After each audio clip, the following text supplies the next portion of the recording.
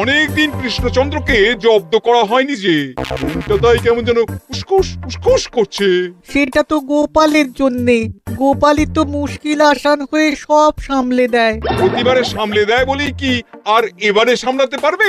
না না না না না, এবার কৃষ্ণচন্দ্র জব্দ হবেই হবে, তবে একটু অন্যরকম ভাবে। আপনার কথাটা তো কেমন অন্যরকম শোনাচ্ছে জাহাপানা।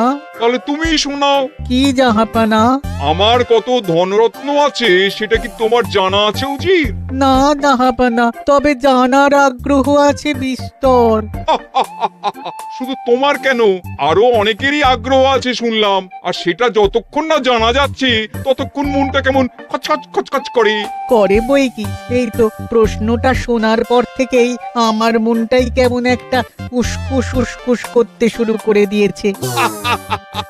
আমার হাতে একটা অস্ত্র চলে এসেছে, এবার তাই আমি এমন এক প্যাঁচ কষবো যে কৃষ্ণচন্দ্র মনে মনে কিছুতেই শান্তি পাবে না, আর তাকে অশান্তিতে রাখতে পারলে আমার যে কি শান্তি কি বলবো।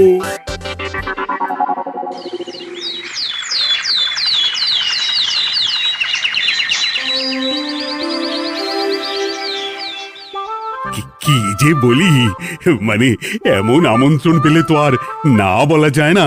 যে আমন্ত্রণ পত্র পেয়ে আপনি এত উল্লসিত আনন্দিত, সেই আমন্ত্রণ পত্র কার মহারাজ? আমার অনুমান এই পত্র নিশ্চয়ই নবাবের। তোমার অনুমান একেবারে সঠিক রাজ্যতীষী। উমা, তাই বুঝি আপনি এত খুশি? সব দেখে শুনে আমারও তো খুব আগ্রহ জাগছে। সে তো জাগবেই, তবে আগে ভাগেই বলে না দিয়ে আমি দেখছি কার কেমন সব চিন্তা ভাবনা মাথায় আসে। খবর তো একটা আছেই মহারাজ, তবে কথাতেই আছে না, যত হাসি তত কান্না, তাই ভালোর বদলে খারাপটাই মনে আসছে যে বেশি করে। বোঝো ঠেলা, সবকিছুতেই খালি ঘেঁটে দেওয়া। সত্যি গোপাল, আজকাল যেন সবেতেই তুমি নেতিবাচক কথা বলো। এটাই তো গোপালের স্বভাব মহারাজ। সে যাই হোক, গোপালের অকর্মণ্যতা টের পেয়েই বোধহয় নবাব শুধু আমাকে আর মন্ত্রীকে মুর্শিদাবাদে যাওয়ার নিমন্ত্রণ করেছেন। বেশ তো, ঘুরে আসুন না তবে, শুভস্য শীঘ্রম। তবে দরকার পড়লে এই ভাঙা কুলো গোপালকেই দরকারে লাগবে, কথাটা যেন খেয়াল থাকে মন্ত্রী মশাই।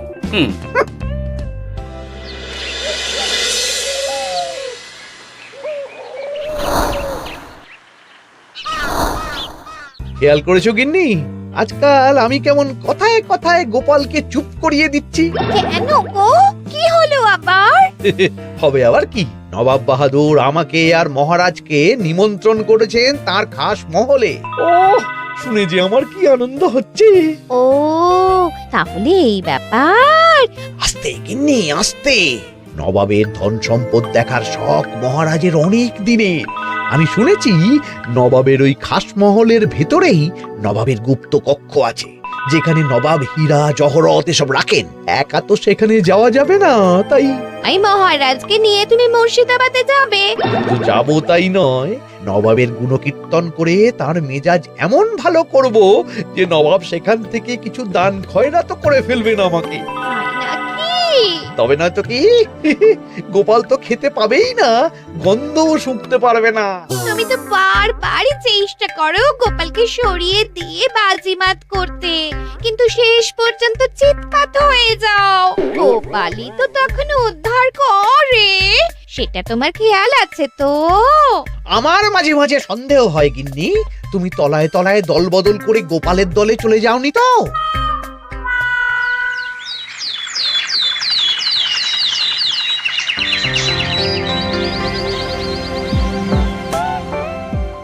এবার বুঝলে তো দাদু, আমরা কিন্তু তোমারই দলে। ঝালে ঝোলে অম্বলে সব সময় তোমার সঙ্গে সঙ্গে থাকি। তাই যখনই পাই তখনই তোমাকে সেবা করার সুযোগ হাতছাড়া করতে চাই না, কি বুঝলে? তাই বলে পড়া ছেড়ে তোরা এখন দাদুকে হাওয়া করছিস? তুমি বুঝবে না দিদা, দাদুকে শুতে বসতে হাতে রাখলে লাভ আছে। সে তো বটেই, আর তুমি বা শুয়ে আছো কেন? তোমার কি কাজকর্ম কিছু নেই?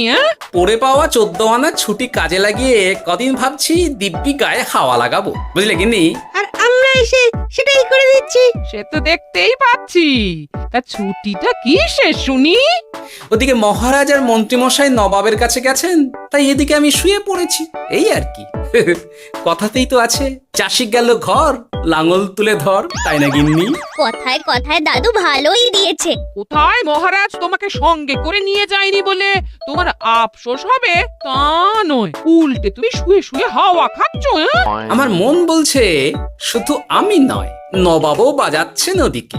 মহারাজ আর মন্ত্রীমশাইকে ঘটা করে কি আর এমনি এমনি ডেকে নিয়ে গেছেন সেখানে? হ্যাঁ?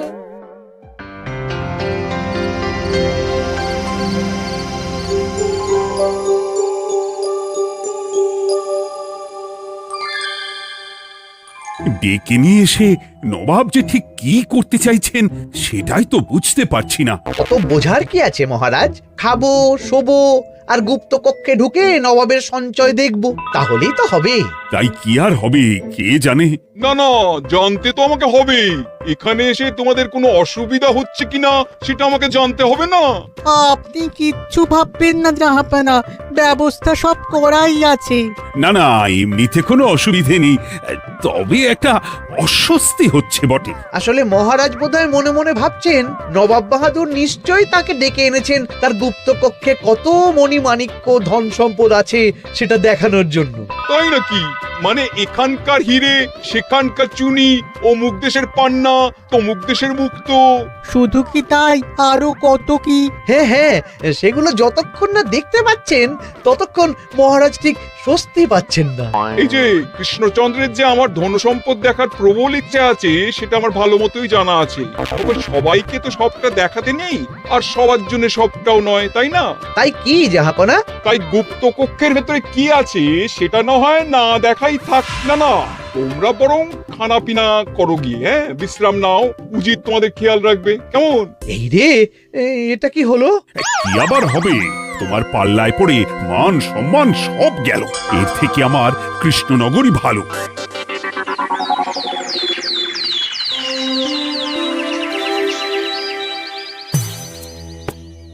মুর্শিদাবাদ থেকে ফিরে আসার পর থেকেই কেমন থমথমে মুখ করে বসে আছেন মহারাজ। ব্যাপারটা কি? খাতির যত্ন কেমন হলো মহারাজ?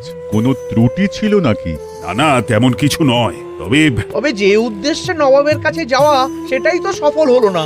গুপ্ত কক্ষে ঠিক কি কি ছিল সেটাই তো জানা হলো না, তাই না মহারাজ? উদ্দেশ্যটা আসলে কার ছিল সেটা আমি এখন ঠিক বুঝতে পারছি। তোমাকে আর সাফাই দিতে হবে না।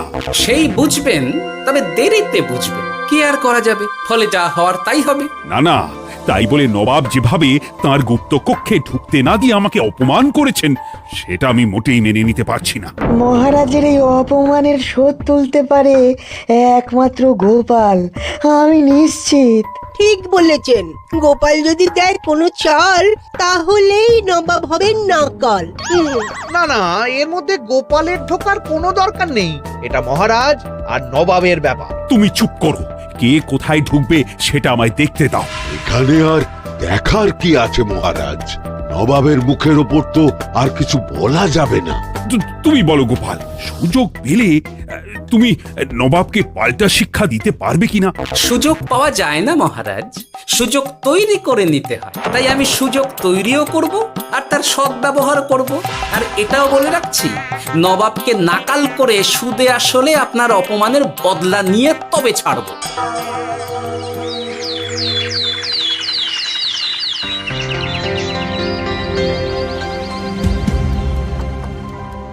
কি হলো জাহাপানা? আপনি যেমনটা চেয়েছিলেন তেমনটাই তো হলো। মহারাজ কৃষ্ণচন্দ্র মনের কথা মনেই চেপে রেখে মুখ চুন করে পালালো। তারপরেও আপনার মন ভালো নেই?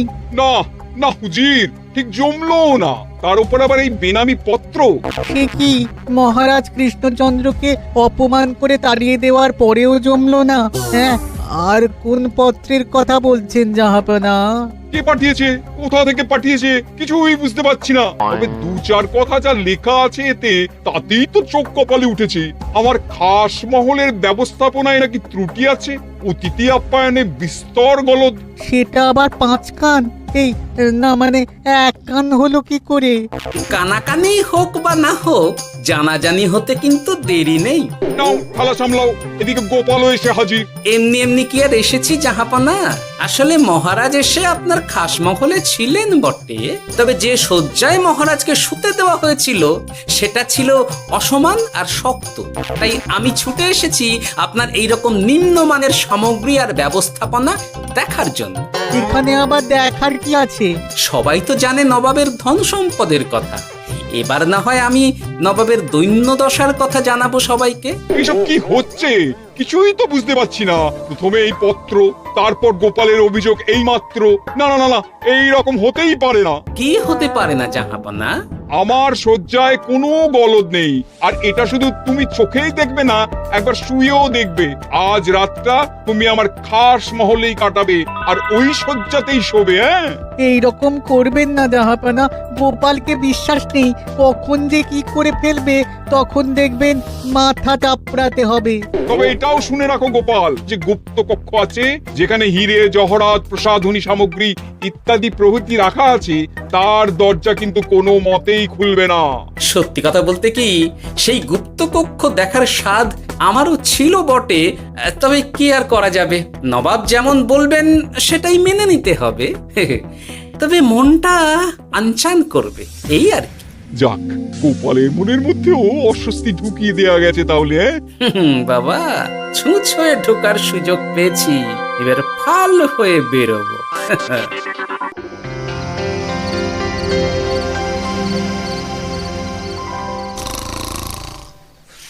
আপনি কিচ্ছু ভাববেন না জাহাপানা, গোপালকে আমি চোখে চোখেই রেখেছি।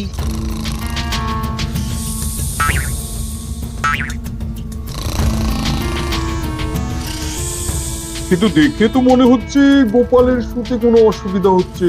তা কি করে হয় জাহাপানা? অবশ্য কায়দা করে গোপালের মনে যে গুপ্ত কক্ষের ভাবনা ঢুকিয়ে দিয়েছেন, হতে পারে তার জন্যই সে আনচান করছে।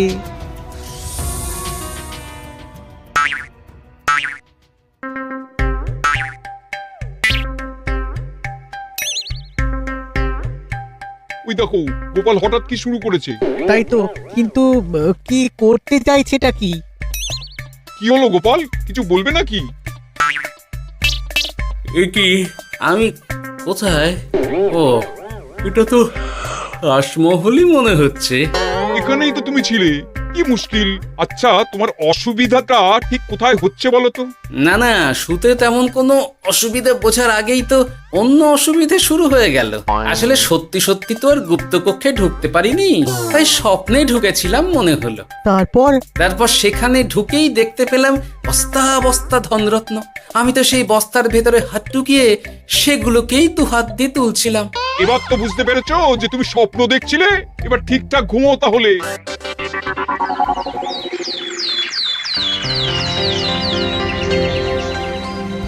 কাল রাতে গোপাল আচ্ছা ঝামেলায় ফেলেছিল। কবে ফেলে না জাহাপানা? আমাকে নিয়েই আলোচনা চলছে মনে হচ্ছে। ভুল কিছু মনে হয়নি, সে যাই হোক। এখন বলো দেখি, খাস মহলের শয্যাটা কেমন ছিল কাল রাতে? সে আর কি করে বলি জাহাপনা, স্বপ্ন দেখার চক্করে ঘুমের দিকে তেমন মন দিতে পারিনি যে। গোপাল মানেই গোলমাল, আবার বাহানা দিতে শুরু করেছে। তাই বলছিলাম কি, আর এক রাত না ঘুমোলে ঠিক মতো বলতে পারবো না। বেশ তো, আর এক রাত থাকো না হয়, তবে আমারও একটা শর্ত আছে। আগের রাতে তুমি স্বপ্নের ঘরে যা কাণ্ড ঘটিয়েছো না, তাতে জাহাপানা খুব বিরক্ত, বুঝতে পারছো নিশ্চয়ই। বুঝেছি তো, তবে যে কোনো শর্তেই আমি খাস মহলে শুতে রাজি।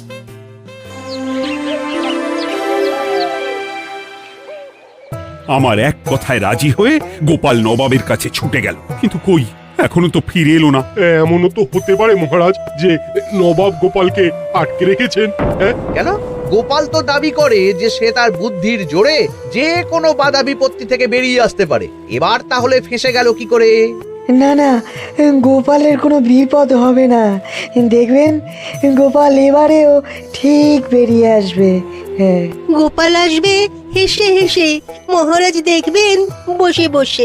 আমার ধারণা কিন্তু যে কোনো শর্তেই নবাব গোপালকে শায়েস্তা করেই ছাড়বেন। গোপাল যখন নিজে থেকে নবাবকে খোঁচাতে গেছে তখন আঁচড় তো খেতেই হবে। কি জানে নবাব আবার গোপালকে কিভাবে জব্দ করছেন, কি জানি।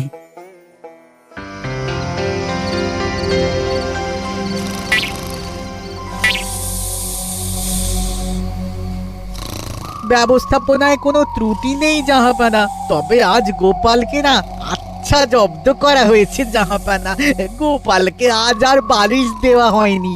এমনটাই তো নির্দেশ দিয়েছিলাম। দেখি আজ মনে হচ্ছে গোপাল বিশেষ ট্যাপও করতে পারবে না। কিন্তু এ কি, গোপাল যে আবার উসখুস করছে। তাই তো দেখছি। এক্ষুনি গোপালকে ঘুম থেকে ডেকে তুলে দিতে হবে, না হলে আজ আবার একটা অনিষ্ট করবে। না না, আজ আর কিছুই করতে পারবে না, বালিশই তো নেই।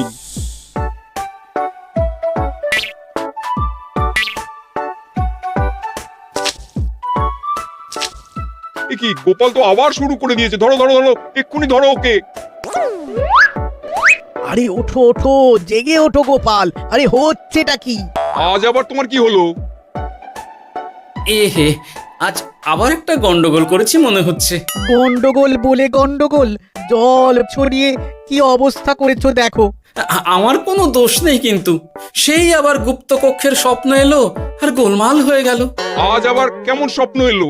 গুপ্তকক্ষের যেদিকে আরব আর পারস্য দেশের আতরের সম্ভার ছিল, স্বপ্নে সেই দিকে ঘুরছিলাম আজ। সেগুলো ছড়িয়ে ছড়িয়ে দেখতে দেখতেই স্বপ্ন ভেঙে গেল। বটে, দাঁড়াও, কাল সকালই তোমার ব্যবস্থা হচ্ছে।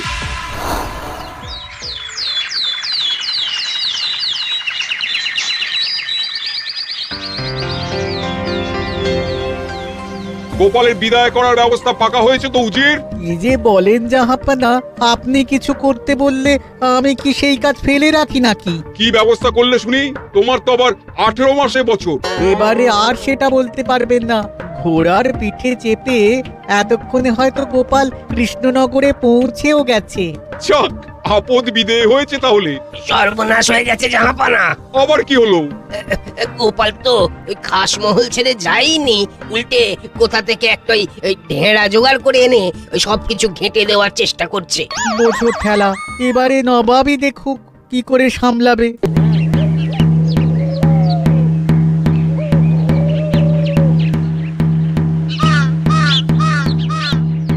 শুনুন শুনুন শুনুন। আরে আরে আরে, আরে কি শোনাচ্ছটা কি গোপাল? এখনো শোনাইনি, তবে শোনাবো শোনাবো ভাবছি। সবাইকে জানাতে গেলে এই ঢাড়া পেটানো ছাড়া আর উপায় কি? কিন্তু জানাবেটা কি? এই যে নবাব যে অতিথিদের ডেকে এনে তাদের নিশ্চিন্তে ঘুমোতে দেওয়ার ব্যবস্থা করতে পারেন না, এটা তো সবার জানা দরকার। কি বিপদ! না না না না, এই বদনাম নিয়ে আমি গোপালকে কোথাও যেতে দেবো না। তাহলে কি করতে হবে জাহাপানা? আজ ও রাতে গোপাল খাস মহলে শোবে। এই তো এবার পড়েছেন গোপালের জালে।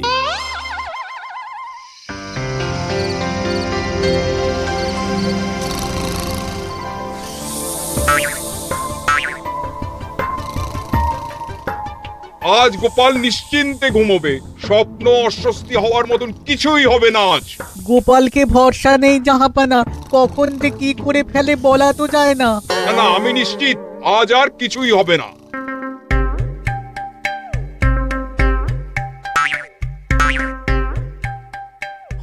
হবে না বলতে বলতেই হতে শুরু করেছে জাহাপানা। আরে ওকে গিয়ে চেপে ধরো এক্ষুনি। ঘুমের ঘোরে আবার কি করছো গোপাল? এবার আবার কি হয়েছে? আবার কি স্বপ্ন দেখছিলে নাকি? কি মুশকিল হলো বলুন তো দেখি। গুপ্তকক্ষে ঢুকতে পারিনি, কিন্তু তার স্বপ্ন দেখা তো থামছে না। তার মানে?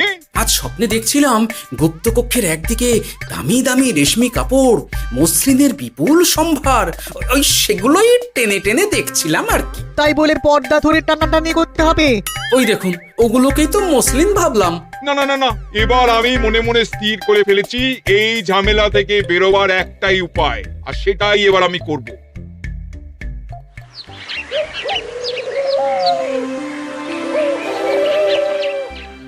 গোপালের ফিরতে কিন্তু এবার সত্যিই দেরি হচ্ছে। দেখুন, হয়তো গোপাল বেশি বাহাদুরি দেখাতে গিয়ে ফেঁসে গেছে। ফেঁসে নয়, এই যে কেমন হেসে হেসেই এসেছি দেখুন। এই তো গোপাল ফিরে এসেছে। শুধু ফিরেই আসেনি, তার সঙ্গে আরেকটা সুসংবাদও নিয়ে এসেছি। হ্যাঁ, সেটা আবার কি? আমার প্যাঁচে পড়ে নবাব শেষ পর্যন্ত বাধ্য হয়েছেন গুপ্তকক্ষ খুলে দিতে, সঙ্গে কিছু উপঢৌকনও দিয়েছেন। ব্যাপারটা ঠিক কেমন করে কি হলো বলো দেখি। বলছি মহারাজ, নবাব বাহাদুর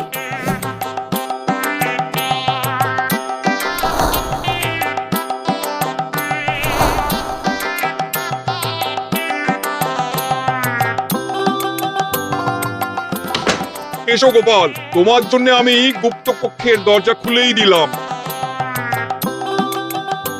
তবে খবরদার, আবার উল্টো পাল্টা স্বপ্ন দেখে ঘুম নষ্ট হওয়ার বাহানা দেবে না। আর কৃষ্ণচন্দ্রকে গিয়ে বলবে তারও আর গুপ্ত কক্ষ দেখতে আসার কোনো বাধা নেই। আর একটা কথা,